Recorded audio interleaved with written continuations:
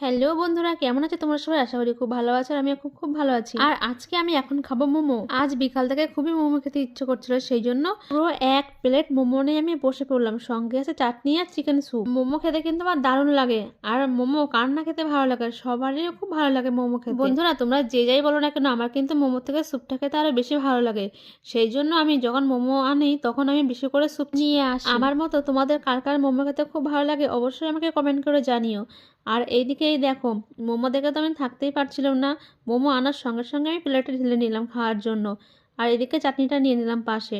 আর এখানে নিয়ে নিয়েছি একটা ছোট্ট বাটি, তার মধ্যে নেব স্যুপ। মোমো খাবো আর স্যুপ খাবো। আর তোমরা দেখো বন্ধুরা, স্যুপটা কতটা দিয়েছে।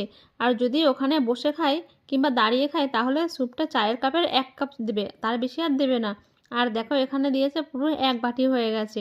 আমার তো খুব ভালো লেগেছে মোমো আর স্যুপটা খেতে। কিন্তু বন্ধুরা তোমরাই বলো, এই 1 প্লেট মোমো খেয়ে কি পোষায় বলো?